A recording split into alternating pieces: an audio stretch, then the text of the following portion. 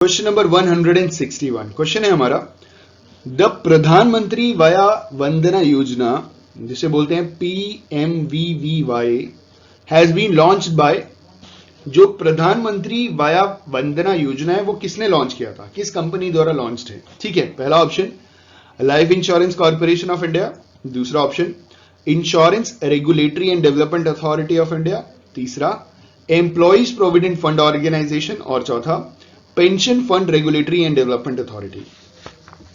इस क्वेश्चन का सही आंसर है the Pradhan Mantri Vaya Vandana Yojana has been launched by life insurance corporation of India. इसे LIC ने लॉन्च किया था। ठीक है, life insurance corporation of India ने इसे लॉन्च किया। Option A is the correct answer for the given question. अगला क्वेश्चन, क्वेश्चन नंबर 162 क्वेश्चन है हमारा, IRDAI has permitted the life insurance companies which have completed dash years of operations to raise capital through initial public offerings। देखिए IRDAI जो है ना, insurance regulatory development authority of India ने permission दे दिया है उन इंश्योरेंस कंपनीज को कि वो मार्केट से फंड रेज कर सकते हैं, कैपिटल रेज कर सकते हैं इनिशियल पब्लिक ऑफरिंग के थ्रू। इनिशियल पब्लिक ऑफरिंग का मतलब ये होता है मार्केट में अपने शेयर्स ला सकते हैं। ठीक है, सवाल पूछा जा रहा है कि किन कंपनीज को दिया है, उन कंपनीज को दिया है जिन्होंने कितने साल अपने काम पूरे किए। ठीक है, we have to give that answer कि कितने साल कंपनियों ने काम सक्सेसफुली कर लिया है तो उनको ये परमिशन मिला है। पहला ऑप्शन 12 इयर्स, जिन कंपनियों ने 12 साल काम कर लिया उनको मिला है अथॉरिटी, दूसरा 5 इयर्स, तीसरा 8 इयर्स और चौथा 10 इयर्स।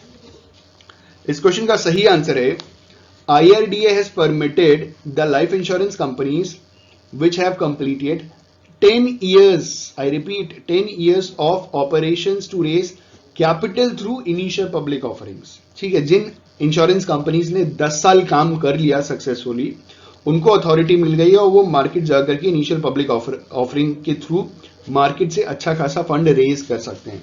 तो 10 years is the correct answer for the given question. हमारा अगला क्वेश्चन, क्वेश्चन नंबर 163 क्वेश्चन है हमारा, the insurance in which risks are shared between multiple insurer is known as dash. हमें बताना है वो इंश्योरेंस जहां पे जो रिस्क है वो मल्टीपल इंश्योरर द्वारा शेयर किया जाता है, उसे हम क्या कहते हैं? पहला ऑप्शन डुअल इंश्योरेंस, दूसरा ऑप्शन को इंश्योरेंस, तीसरा ऑप्शन सेल्फ इंश्योरेंस और चौथा ऑप्शन री इंश्योरेंस। इस क्वेश्चन का सही आंसर है the insurance in which risks are shared between multiple insurer is known as co-insurance। option B is the correct answer for the given question। Multiple insurer, यहां पे जरूरी है कि मल्टीपल हो, मतलब अगर 4 इंश्योरेंस कंपनी है और चारों से अगर पैसे लेने हैं तो इट इज मल्टीपल। लेकिन री इंश्योरेंस, देखिए अगर आप कंफ्यूज हो रहे हैं, री इंश्योरेंस है तो री इंश्योरेंस में पार्टली या फुल्ली पूरा का पूरा होता है। जैसे री इंश्योरेंस आप जान रहे हैं कि आपने किसी कंपनी से इंश्योरेंस कराया तो वो इंश्योरर क्या करेगा, दूसरे इंश्योरर से आपका इंश्योरेंस करवा देगा। लेकिन मेरे दोस्त वो पूरा भी हो सकता है और पार्टली थोड़ा भी हो सकता है। तो अगर वो पूरा का पूरा करा लिया तो यहाँ पे शेयरिंग वाली बात ही नहीं आई। ठीक है, उसने दूसरी कंपनी से जब पूरा करा लिया तो जब जरूरत पड़ेगी तो वहीं से पैसे लेकर के देगा, उसके ऊपर तो कुछ आया नहीं। लेकिन यहाँ पे को इंश्योरेंस वो इंश्योरेंस होता है जहां पे जो रिस्क होता है वो मल्टीपल इंश्योरेंस द्वारा बेयर किया जाता है, मतलब उनमें शेयर किया जाता है और जब पैसे लेने होते हैं तो उन सबसे लिया जाता है। ठीक है, तो दिस इज को इंश्योरेंस। ज्यादातर हेल्थ इंश्योरेंस में इसकी जरूरत पड़ती है। Option B is the correct answer for the given question. I just hope कि आपको आइडिया लग गया होगा क्या है ये। हमारा अगला क्वेश्चन, क्वेश्चन नंबर 164 क्वेश्चन है हमारा, एन इंडिपेंडेंट प्रोफेशनल पर्सन, एक इंडिपेंडेंट है, किसी के ऊपर डिपेंडेंट नहीं है, प्रोफेशनल इंसान है, registered under the insurance act, उसका रजिस्ट्रेशन हो रखा है इंश्योरेंस एक्ट में, who represents the insurance buyer to purchase the insurer's policy is known as. ठीक है, जो इंश्योरेंस बायर के पास जाता है और अलग अलग पॉलिसीज बेचने का काम करता है उसे क्या बोलते हैं? ठीक है, पहला ऑप्शन एजेंट, दूसरा ऑप्शन इंश्योरर, तीसरा ऑप्शन क्लेमेंट और चौथा ऑप्शन ब्रोकर। इस क्वेश्चन का सही आंसर है ऑप्शन डी ब्रोकर। अब आप ये कहेंगे सर ये ब्रोकर कैसे हुआ, ये तो एजेंट होना चाहिए। तो देखिए क्वेश्चन ध्यान से पढ़िए, क्वेश्चन में पहली लाइन में साफ साफ बोल रहे हैं कि an independent professional person registered under the insurance act. जो LIC है, life insurance corporation of India, उनके खुद के एजेंट्स हैं। आई रिपीट, आप जब लाइफ इंश्योरेंस कॉर्पोरेशन में जाते हैं तो उनके खुद के एजेंट्स हैं, दे आर नॉट ब्रोकर्स। लेकिन मान लीजिए मैं इंश्योरेंस बेचना शुरू कर देता हूं और मैं LIC के अंडर नहीं बेचता, मैं इंडिपेंडेंट प्रोफेशनल इंसान बन जाता हूं और मैं खुद को इंश्योरेंस ऐप में रजिस्टर करा लेता हूं और मेरे पास अलग अलग कंपनीज, LIC का जो एजेंट होगा वो LIC की पॉलिसी बेचेगा। लेकिन मैं अगर ब्रोकर बनता हूं, ठीक है, तो मेरे पास 10 कंपनीज के हजारों पॉलिसीज होंगी मेरे पास। आप मेरी बात समझ रहे हैं? तो जो ब्रोकर होता है उसके पास ढेर सारी कंपनीज भी होती है और उन सारी कंपनीज की पॉलिसीज भी होती है और वो आराम से बेच सकता है, उसको कोई दिक्कत नहीं है, तो उसे हम ब्रोकर कहते हैं। सवाल में यही पूछा जा रहा था, तो यहीं पे ध्यान देने की जरूरत है कि an independent professional person registered under insurance act who represents the insurance buyer to purchase the insurer's policy is known as broker. Option D is the correct answer for the given question. ठीक है, हमारा अगला question, question number 165। Question है हमारा, the insurance companies provide an option of reactivating the lapsed policy within a specific period of time post the grace period, this period is known as dash.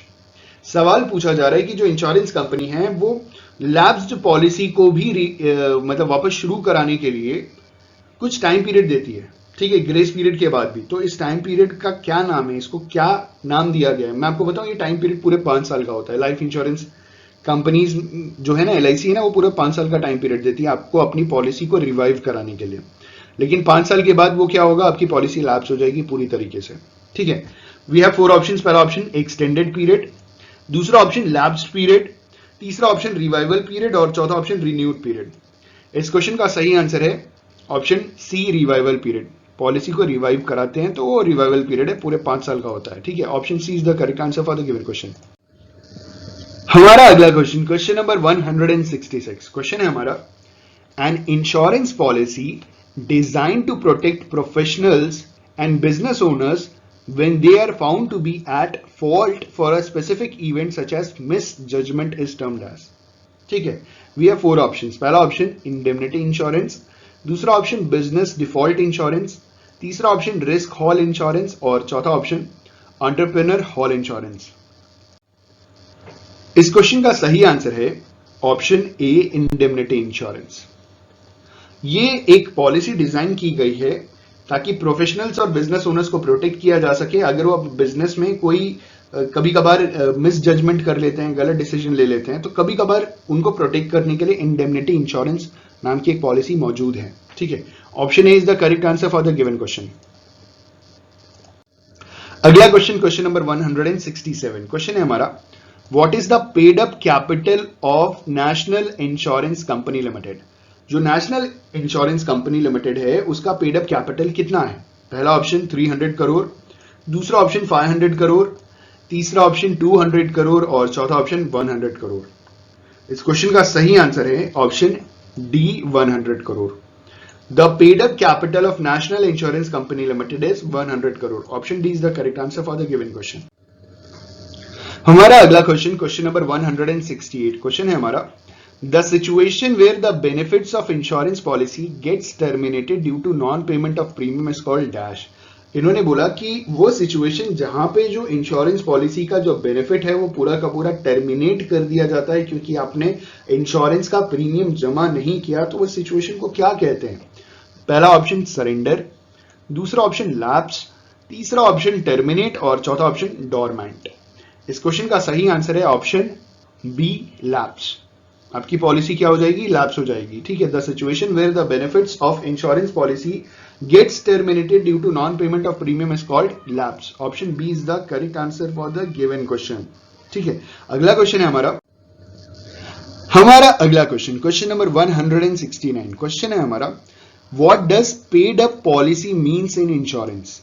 Paid up policy का मतलब क्या होता है insurance में? पहला option, policy that requires no further premium payments and continues to provide benefits till maturity। दूसरा option, policy that provides a life cover for a specific term। तीसरा option, policy for which the premium is paid in a single period together। और चौथा option, policy in which the premium gets reduced over a period of time and benefits will increase till maturity।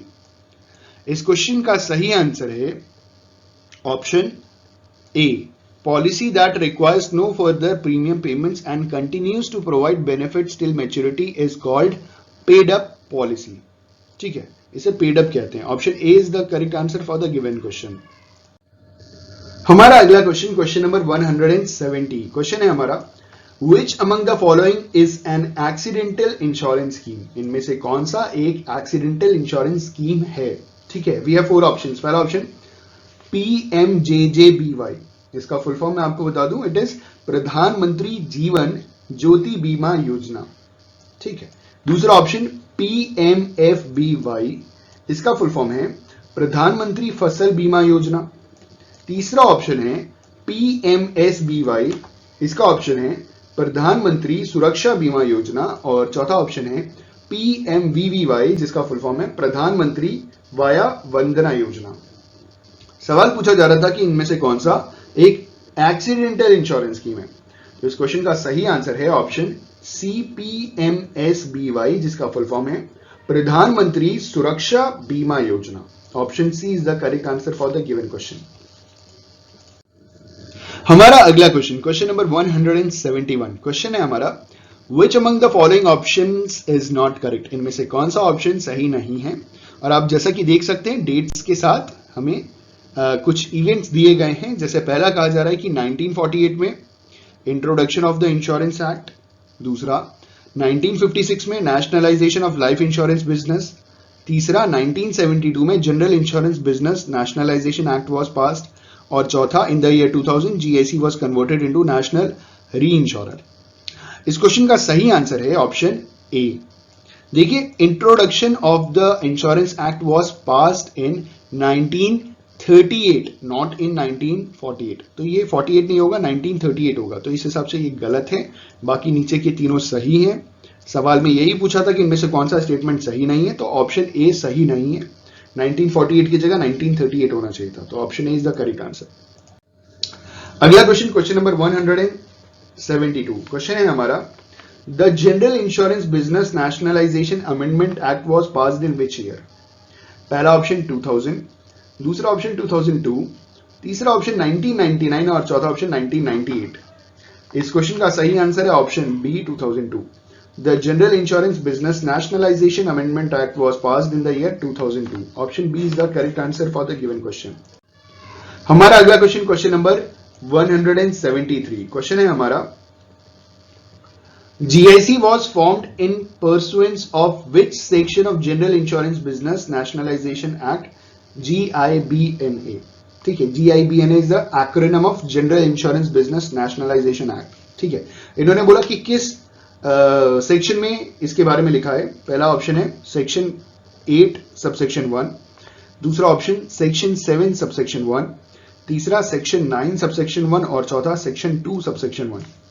इस question का सही answer है option C, section 9 subsection 1। GIC was formed in pursuance of section 9 subsection 1 of General Insurance Business Nationalization Act. Option C is the correct answer for the given question. GIC is General Insurance Corporation. आपको मालूम है ना, GIC का full form general insurance corporation. ठीक है, अगला question, हमारा अगला क्वेश्चन, क्वेश्चन नंबर 174। क्वेश्चन है हमारा, GIC was founded on। पूछा जा रहा है डेट, आपको बताना है GIC कब फाउंड हुआ था। पहला ऑप्शन 1 जुलाई 1938, दूसरा 31 जनवरी 1994, तीसरा 25 अप्रैल 1959 और चौथा ऑप्शन 22 नवंबर 1972। इस क्वेश्चन का सही आंसर है ऑप्शन डी, 22 नवंबर 1972 को GIC फाउंड हुआ था। ठीक है, हमारा अगला क्वेश्चन, क्वेश्चन नंबर 175। क्वेश्चन है हमारा, the general insurance corporation of India was incorporated as a private company under which act? जो general insurance corporation of India है वो as a private company incorporate हुई किस एक्ट के तहत? पहला ऑप्शन इंश्योरेंस एक्ट 1938, दूसरा option general insurance business nationalization act 1972, तीसरा ऑप्शन कंपनीज एक्ट 1956 और चौथा option insurance regulatory and development authority act 1999। इस क्वेश्चन का सही आंसर है the general insurance corporation of India was incorporated as a private company under companies act 1956. Option C is the correct answer for the given question. जो GIC है वो companies act 1956 द्वारा as a private company incorporate हुई थी.